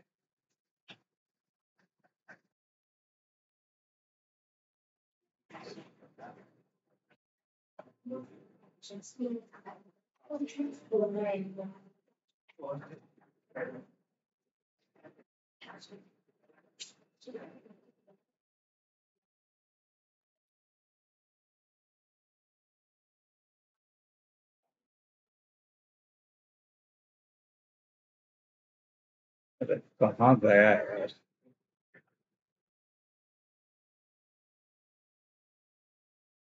चलो दूसरा, आपको तो अभी आपको तो नहीं पता होगा, लेकिन अभी मुझे तो लिखवाना पड़ेगा। लिखो भाई, 30th January is celebrated as, हाँ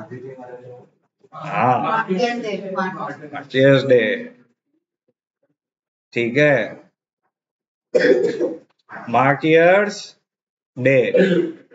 कौन निकल लिए थे? हाँ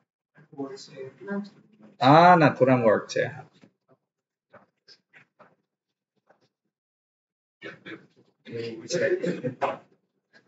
क्या यार, एक आध जोक हो तो मने भी को, हाँ मारे मोरल आउटरेज न था, आई एम ऑलवेज कंफर्टेबल, ठीक है, जज्बाती नहीं है हम। ठीक है, और उनकी समाधि को हम क्या कहते हैं? राजघाट। ये इंपॉर्टेंट है, Rajghat. His memorial in New Delhi is called as Rajghat. ठीक है, नेक्स्ट होमवर्क आपका ये है कि नेहरू, शास्त्री, इंदिरा, राजीव और मोरारजी, इनके मेमोरियल्स के क्या नाम है? And Morarji is Desai, I am Desai. ठीक है भाई भाई, ठीक है। मोरारजी देसाई इज कॉल्ड अभय घाट, इधर ही है रिवर फ्रंट के पास। ठीक है, अभय घाट। लेकिन आपको किसका ढूंढना है? लाल बहादुर शास्त्री, इंदिरा एंड राजीव गांधी। ठीक है, हाँ नेहरू भाई, हाँ नेहरू भाई, नेहरू भाई।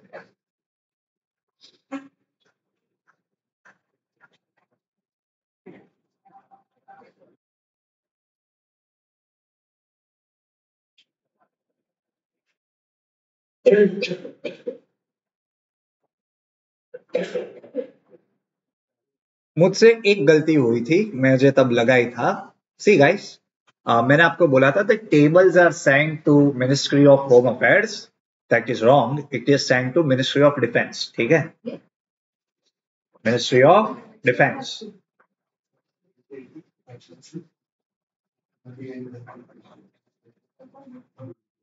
और देखो आप, पता है आपको इस साल किसके टेबल्स रिजेक्ट हुए हैं? आप कैश भी कर सकते हो, किसके किसके हुए हैं? कर्नाटक, फिर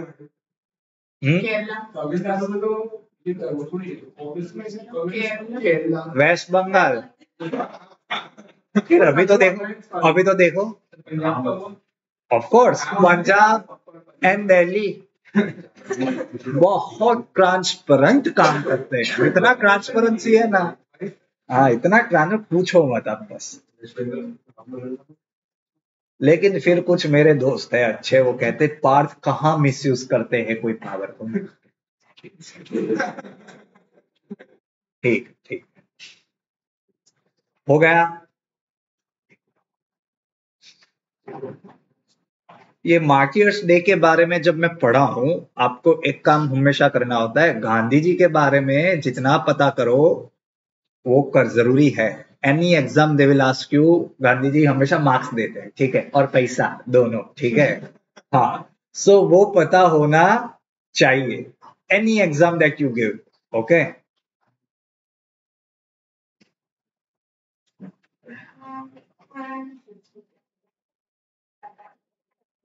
टाइम तो है हमारे पास, कोई बड़ा टॉपिक पढ़ लेते हैं अभी। या फिर आप जल्दी छोड़ कोई पहली बार ये जल्दी छोड़वानी तो आदत नहीं कर रहा। तो म्यांमार और मिजोरम के आसपास फ्री ट्रैवल, लेकिन उसके रिलेटेड क्वेश्चंस पूछना आर वेरी चैलेंजिंग। सर कुछ अभी वो यूपीआई का भी हुआ था ना, हाँ वो तो चालू हो गया, कल ही हुआ ना। हाँ वो तो लास्ट ईयर की। देखो ये क्या है, समझते नहीं है बच्चे, ये एमओयू साइन होते हैं। ठीक है, मैं जब पढ़ना शुरू किया तब से मैं सुन रहा हूँ 5 लाख करोड़ का एमओयू साइन हो गया वाइब्रेंट गुजरात में। एमओयू साइन तो मैं करके आऊं अभी मेरे दोस्त के साथ, कहाँ ना है। एमओयू तो साइन करने कर देते हैं, मेमोरेंडम ऑफ अंडरस्टैंडिंग, तो कहाँ अंडरस्टैंडिंग ही अंडरस्टैंडिंग है हमारे पास। ठीक है, वर्ल्ड कोर्ट ने क्या बोलते हैं, इजराइल को दिया ना, दी वार्निंग दी है कि गलत है। वो कुछ नहीं होगा। ठीक है, देखो भाई, इजराइल सही है, बढ़िया है, अच्छा लगता है मुझे ये सारे सोच विचार। Okay, I like it, I like it. ठीक है, नहीं अच्छा ही है, ऐसा कुछ नहीं है। ठीक है, 16th finance commission.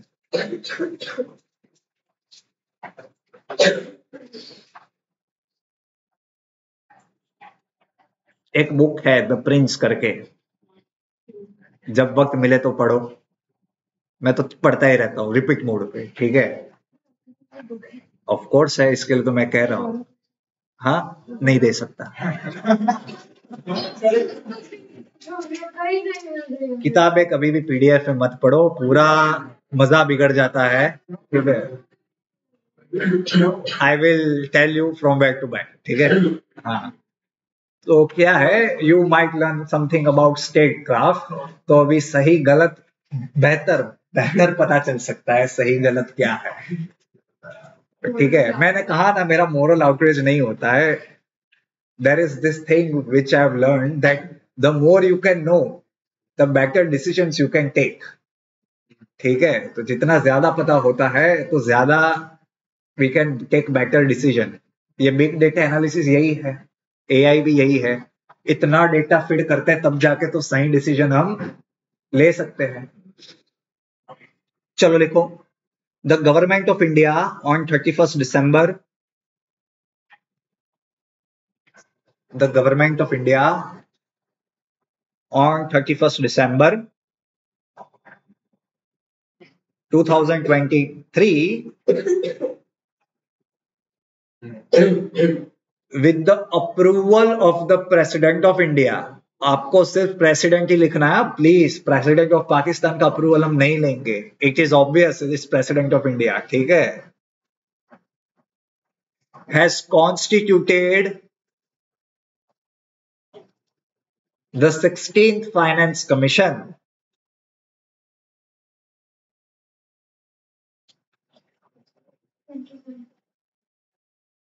in pursuance of Article 280 Clause 1 of the Constitution. In pursuance of Article 280 Clause 1 of the Constitution. That means, can I say that we are obligated to create Finance Commission by Article 280, ठीक है? बनाता कौन है? President of, है कि नहीं? ठीक है? सर वो द प्रिंस लिखी किसने है? ऑथर का नाम कौन? द प्रिंस निकोलो माकियावेली, ठीक है?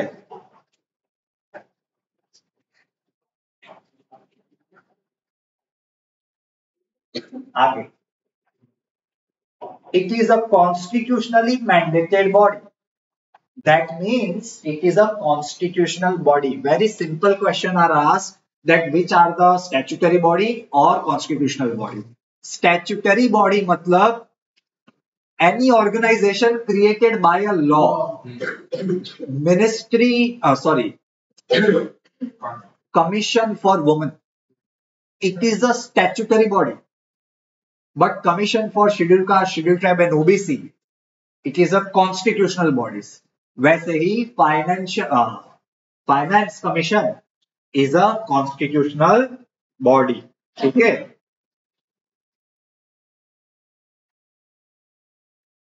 And it is at the centre of fiscal federalism.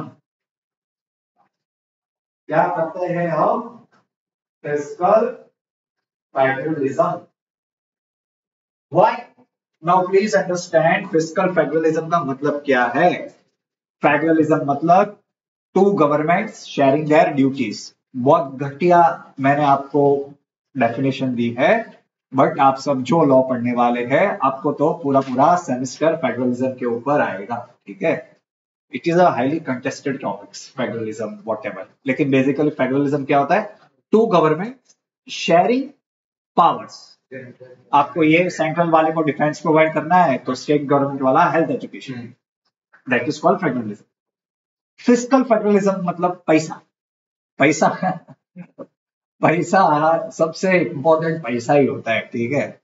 पैसा क्यों इंपॉर्टेंट है? See, the taxation power of central governments are much higher in comparison to the state governments. Even if the state has to borrow money from markets, then they have to seek permission from the center. That पैसा का उधारी लो, मेरे को TV बेचने है, ठीक है? सबको इलेक्शन आए तब की, ठीक है?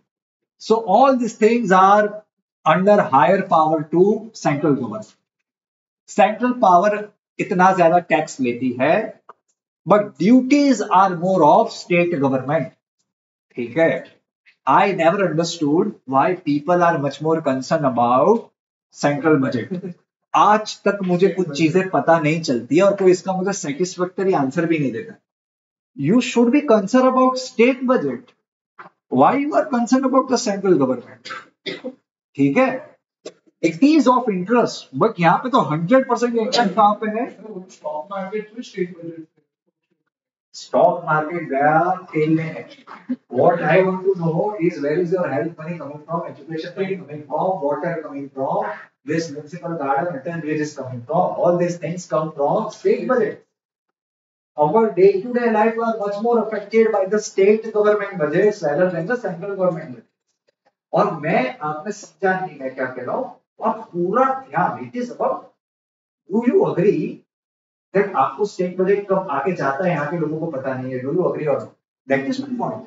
मैं ऐसा नहीं कह रहा कि सेंट्रल गवर्नमेंट कुछ काम का नहीं, लेकिन आप 100% आप उसके लिए तो ऐसे बैठे होते हैं जैसे सेंट्रल गवर्नमेंट तो क्या करता है. ऐसा नहीं, मैं वो कहना चाहता. ठीक है, coming back to the point. So centre has more money because they have more taxation power, but the duties are more of the state government. Cycle घुसेगा ना तब सेंट्रल गवर्नमेंट सीआरपीएफ बाद में आएगा. सबसे पहले state disaster response force will react. तो उनका पैसा कहां से आएगा? State government. Centre acts as a supporter. तो ये जो पैसा है वो डिवाइड करना पड़ेगा. ठीक है, अभी गोवा को 50 रुपए कम देना या यूपी को 100-500 ज्यादा देना, ये सब डिसाइड कौन करेगा? Who will decide that which Indian state will get what money from the center? ये सारा काम कौन डिसाइड करता है? Finance commission. Very important body. समझ गए?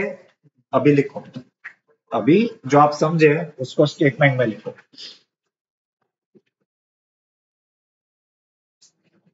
It evaluates the state of finance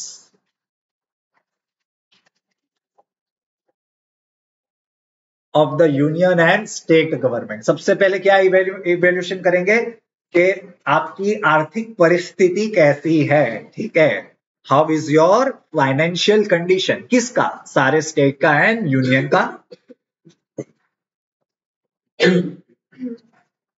and recommend the sharing of taxes between them.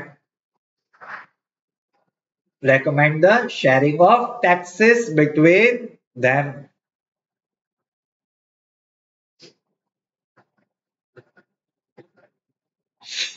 हो गया? हाँ, लिखिए.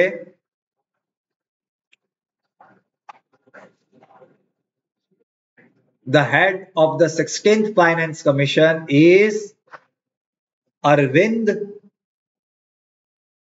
Panagarya. પાના PANA ગારિયા GARIYA. એટલે ગમે તે લખી નાખવાનું. અરવિંદભાઈ, અરવિંદ જ્વેલર્સ. બરાબર છે? હા, ના ના, અરવિંદ જ્વેલર્સ મારે ઘરનું છે એટલે.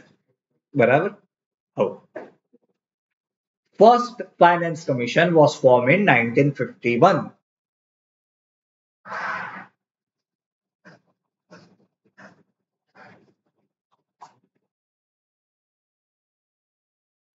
ठीक है, आपके नॉलेज के लिए बताता हूं, शायद तो इंपॉर्टेंट है क्योंकि अगर फाइनेंस कमीशन के बारे में आप होमवर्क लिखो. 15th फाइनेंस कमीशन का हेड कौन था? जैसे इसका कौन है? अरविंद भाई. ठीक है, हर 5 साल में एक बार बनाया जाता है. जनरली कह रहा हूं, not law mandated, but within 5 years you have to create one finance commission. अभी देखो, let's understand broadly. मैं समझा रहा हूं पैरामीटर्स. ये जो फाइनेंस कमीशन है वो यूनियन गवर्नमेंट उन्हें कुछ पैरामीटर्स देती है, उसको कंसिडर करके टैक्सेशन कितना देना है उसका फॉर्मूला या उसका परसेंटेज डिसाइड करते हैं. जनरली ये लोग क्या कंसिडर करते हैं, ध्यान से सुनना. Total population of the state. लेकिन इसमें ही इतना बड़ा डिवाइड है नॉर्थ और साउथ के बीच में. बहुत मजा आता है इंडियन पॉलिटिक्स समझने में. वाई? अभी तक till 14th Finance Commission, the population was considered as the population of 1971 census. Why? So that South people will not lose a lot of money, because उनका population तो they are very successful state who control their population. अगर population के आधार पे ही पैसा देना होता तो south वाले बोलते हम ये मेहनत ही क्यों करें पॉपुलेशन कंट्रोल करने की. बिहार में तो आज भी एक एक चार चार पांच पांच मौजा ही मौजा, ठीक है, कितना बड़ा पॉपुलेशन है कि नहीं है. So this, because of this reason south says that we are suffering more. अगर आपने स्टेटमेंट देखा होगा, मैं भूल गया किसी का, तो उनका मेन आर्ग्यूमेंट ही यही है कि we are giving the maximum amount of revenue to the union government but we are getting the least. UP Bihar Jharkhand वाले कुछ करते नहीं है, लेकिन बस बच्चे पैदा है ज्यादा तो लेके जा रहे हैं, ठीक है. One of the main tussle, why? Population. फिर स्टेट के जीडीपी देखे जाते हैं, अगेन साउथ वाला बोलेगा कि हम इतना बेहतर काम कर रहे हैं, it's like we are getting punish for doing well. सो ये सारे टसल्स होते हैं. This are the terms of reference जो हम कहते हैं, TOR, that are given to this finance commission by the union government. अगर मुझे जरूरत लगेगी, कुछ चार्ट बाट मिला, तो मैं आपको उसकी पीपीटीज भेज दूंगा, ठीक है. उसका वेटेज होता है.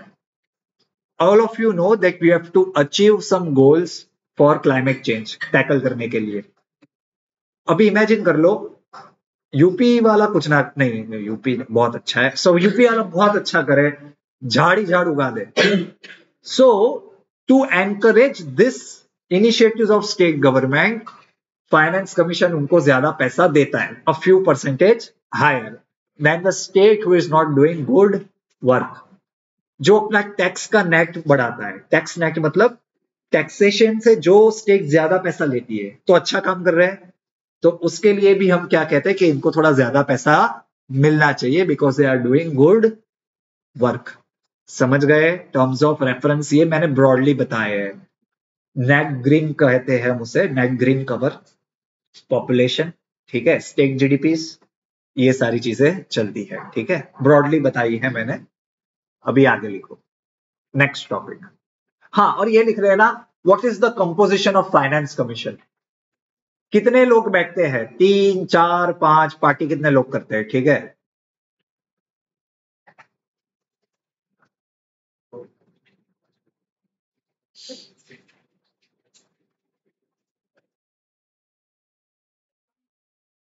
एक सीधा सवाल पूछ रहा हूं, मैं जानता हूं मेरा दिल टूटने वाला है, लेकिन मैं ट्राई कर लेता हूं. ब्लैक टाइगर्स इंडिया में कहां मिलते हैं? इतना डिटेल में पढ़ाया था, इतना इंपॉर्टेंट टॉपिक है ब्लैक टाइगर, लेकिन आपको याद नहीं है. गलत, ऐसा फेंका नहीं मारने का.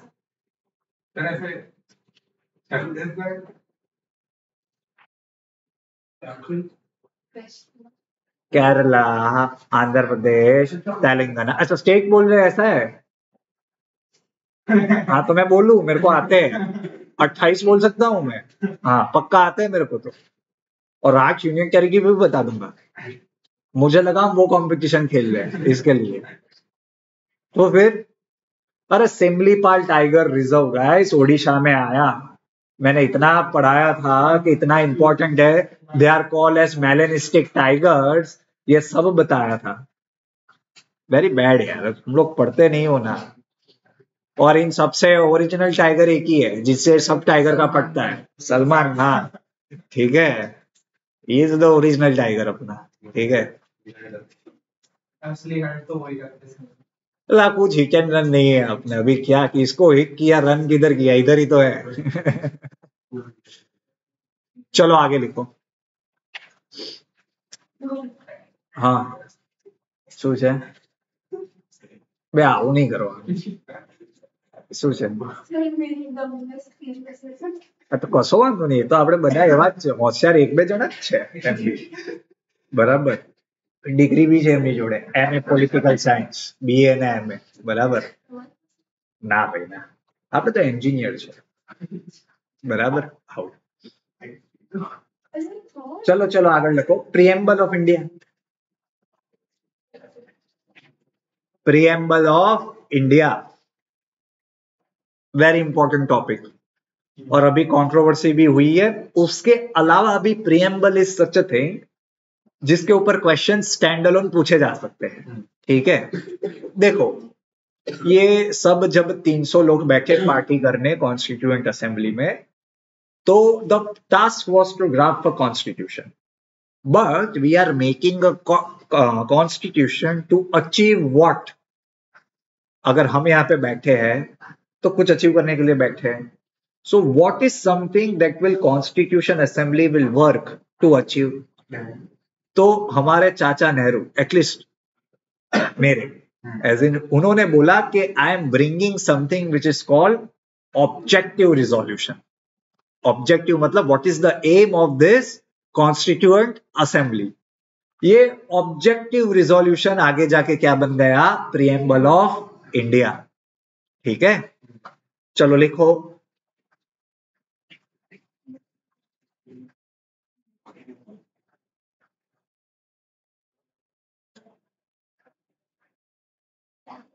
रुक जाओ, ऑब्जेक्टिव रिजोल्यूशन मूव कब किया मैं देख लेता हूं।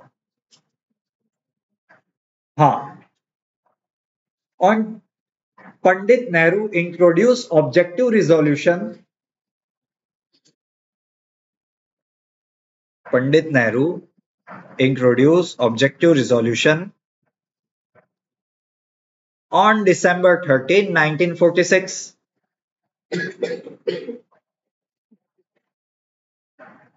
December 13, 1946, which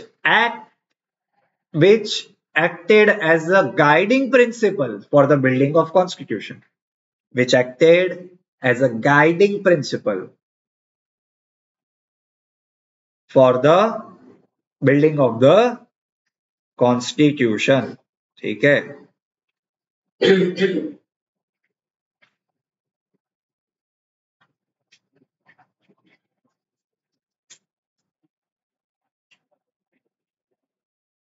ठीक है। आगे जाके ये क्या बन गया? प्रीएम्बल। ठीक है, नाउ ध्यान से सुनना।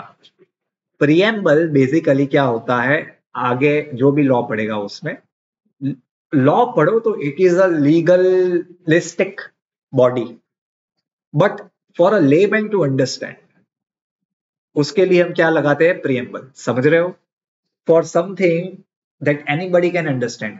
अगर आपका कॉन्स्टिट्यूशन का प्रीएम्बल पढ़ते हैं हम लोग, सो वी कैन अंडरस्टैंड कि पूरी बड़ी बुक में क्या होगा। व्हाई? ये प्रीएम्बल से पता चलेगा कि इसके अंदर लॉज जो होंगे वो प्रीएम्बल में जो लिखा है उसे अचीव हम करना चाहते हैं। ठीक है, प्रीएम्बल में पहले कुछ 2-3 वर्ड्स नहीं थे। जैसे कौन सा वर्ड्स नहीं था?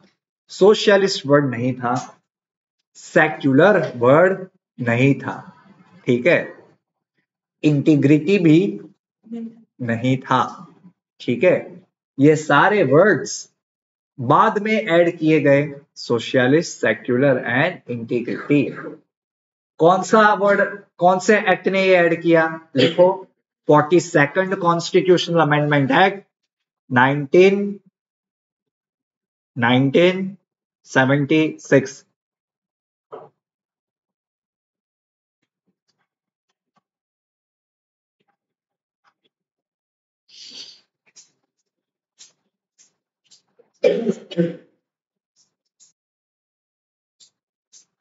ठीक है, समझ गए? मैं ध्यान से बोल रहा हूं, सुनना। पहले प्रीएम्बल कैसा था? We the people of India solemnly resolved to constitute India as a democratic republic। कैसा रखना है? सोवरिन, SDR, SBR है ना, जैसे वैसे SDR, सोवरिन डेमोक्रेटिक रिपब्लिक। ठीक है, अभी क्या है? S3DR, socialist, secular, sovereign, democratic Republic. दो ऐड किए, सोशलिस्ट और सेक्युलर, 42nd। और एक वर्ड था आगे, यूनिटी ऑफ नेशन। उसको नेशन हटा के क्या कर दिया? Unity and integrity of nation. Integrity कब ऐड किया? 42nd। इतना clear? Now, a very important question arose between the for the Supreme Court of India, that should we consider preamble as a part of the Constitution? Suna, should we consider this preamble as a part of the Constitution? ठीक है? Regarding this, there are some important judgments जो आपको लिखने हैं. पहला लिखो Berubari union case 1960.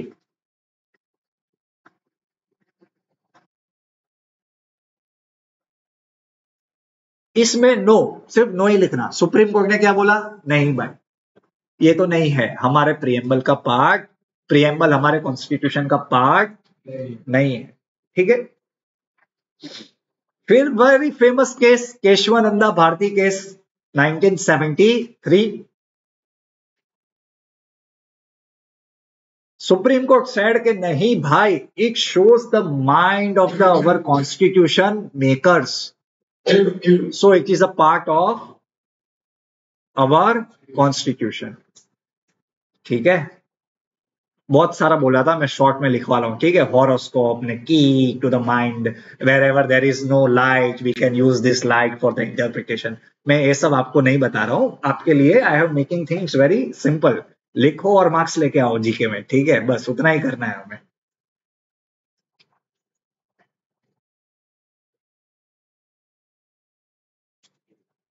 अभी ध्यान से सुनना. कॉन्स्टिट्यूशन ऑफ इंडिया में है तो is it enforceable? Very important question. Enforceable का मतलब क्या है? अगर कोई इंसान सोशलिस्ट नहीं है फॉर एन एग्जाम्पल, तो क्या हम कोर्ट में जा सकते हैं कि भाई सोशलिस्ट तो लिखा है, दो हमको. ठीक है. Very big issue. So there is a standard clear understanding and known thing that these ideals are not enforceable in the court of law. That means अगर सोशलिस्ट कोई नहीं है, कोई सेक्युलर नहीं है, वो तो कोई नहीं है. ठीक है. तो आप इसके लिए सुप्रीम कोर्ट में या हाई कोर्ट में नहीं जा सकते हो. These are not enforceable. Enforceable का मतलब क्या है? अगर मेरे को कोई अनलॉफुली डिटेन कर दे तो my parents can file habeas corpus कि मेरे बेटे का बॉडी लेके आओ. बॉडी मतलब लाइव. हाँ, मेरे को जीने का है 100 साल. हाँ, क्या उसे क्या कहते हैं? Habeas corpus. So that is enforceable, that you can not detain my son unlawfully. वैसे सेक्युलर अगर मैं नहीं हूं, अगर मैं मेरे पापा को मैं रास्ते पे दिख गया, इधर ही बनेगा उधर ही बनेगा, तो नहीं हो सकता. ठीक है. लिखो अभी आगे. Union government versus LIC of India 1995. Union government versus LIC of India. Supreme Court said it is an integral part of the Constitution but not enforceable in courts.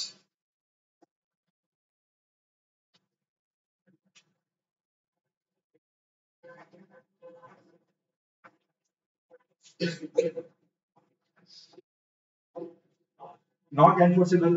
तो preamble क्या काम था? 3 understandings from all this learning. 1, it is a part of the Constitution. Yes. It is enforceable in the court of law. No.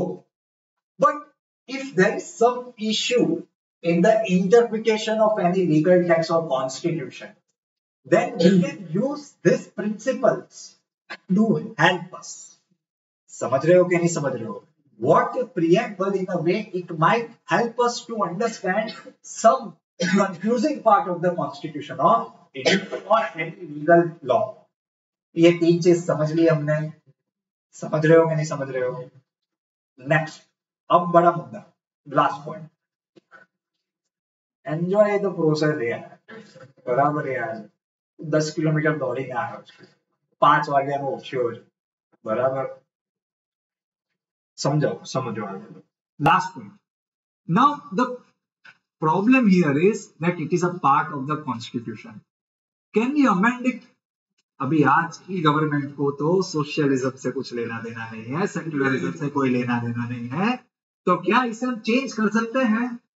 हाँ बिल्कुल कर सकते हैं, but it should not violate the basic structure of the constitution. Supreme court ने ये चीज बोली है केशवानंदा भारती में, that preamble is a part of the constitution, you can amend it but it should not violate the basic structure of constitution, and secularism is a basic structure of the constitution. word हटा सकते हो but you cannot deny the secular structure of the constitution. ठीक है, ये preamble के regarding आप हर एक answer solve कर सकते हो। Preamble, fundamental rights, directive principle and fundamental duties.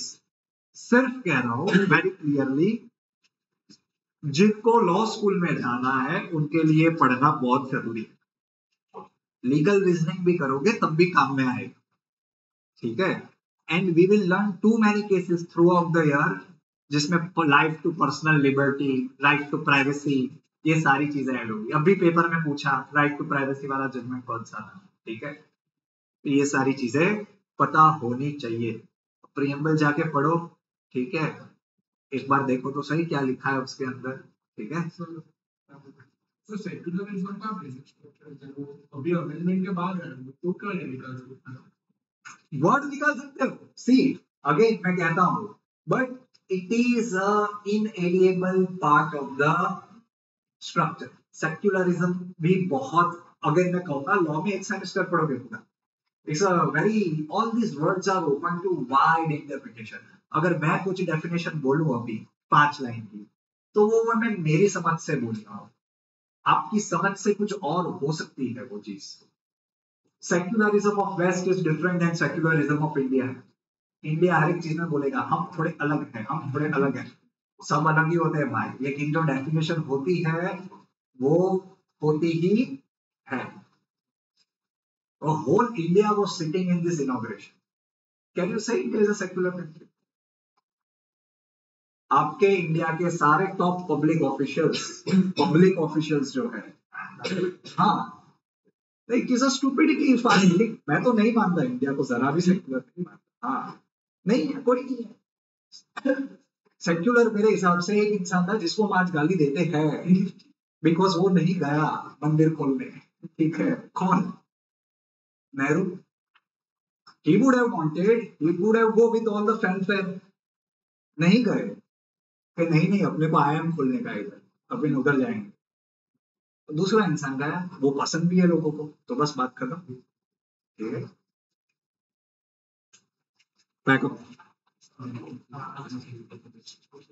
आज 5 मिनट लेट शुरू हुआ तो 5 मिनट ज्यादा, और 5 मिनट लेट शुरू किया तो 5 मिनट में लेता हूँ कि नहीं एक्स्ट्रा हर बार, तो वो 5 और दो 5 वेस्ट हुआ। हाँ, मेरे को 5 मिनट एक्स्ट्रा चाहिए। 5 minutes is my additional banter, बाकी 1.5 घंटा पड़ा है, ठीक है। और ये सब पढ़ते रहना, खुला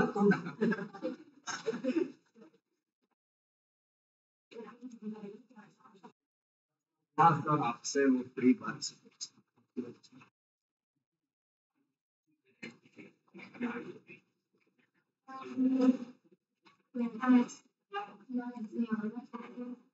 recording